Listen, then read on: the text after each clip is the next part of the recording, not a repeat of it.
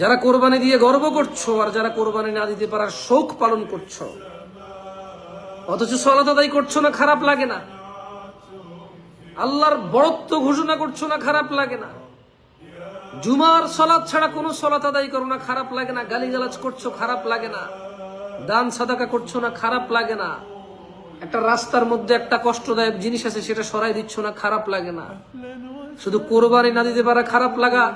আমি মনে করি মানুষ কি বলবে লজ্জায় যে কোরবানি দেশে শিরিক করলো, সে আল্লাহর সাথে অংশীদারিত্ব করলো, মানুষকে সে আল্লাহর সমকক্ষ দাঁড় করাইল। যে মানুষকে দেখানোর জন্য কোরবানি করলো, সে শিরক করলো, সে মুসলমানের অন্তর্ভুক্ত থাকলো না। আমি আবারও বলি, যে ব্যক্তি মানুষ দেখানোর জন্য কোরবানি করে সে মুশরিক হয়ে যায়।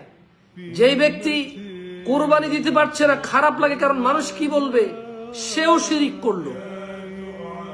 আর যেই ব্যক্তি তার সামর্থ্য বেশি ছিল, বেশি দিছে, এখন সামর্থ্য কম, কম দিতে লজ্জা পাচ্ছে, সেও শিরিক করে। লজ্জা কার সাথে ভাই? কোরবানি আল্লাহর জন্য। আল্লাহ সামর্থ্য দিলে দিব, না দিব না? আল্লাহ সামর্থ্য দিছে, কোরবানি দিচ্ছি না, তাইলে এক কথা। আল্লাহ সামর্থ্য দিছে 5টা দিব, 5টা। আল্লাহ সামর্থ্য দিছে 10টা দিব, 10টা। একটা দেওয়ার সামর্থ্য দিছে, একটা দিব। সামর্থ্য দিছে একটা গরুতে 1 ভাগ নেওয়ার, 1 ভাগ দিব। এটাও সামর্থ্য থেকে চলে গেছে, আল্লাহর পরীক্ষা, খালাস দিবই না এবং কোনো কষ্ট নাই। আল্লাহকে বলবো, ইয়া আল্লাহ তুমি জানো। সামর্থ্য ছিল কোরবান দিছি 5টা, সামর্থ্য ছিল দিছি 1টা, সমস্ত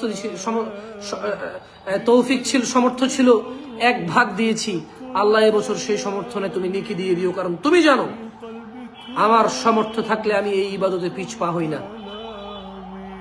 খালাস।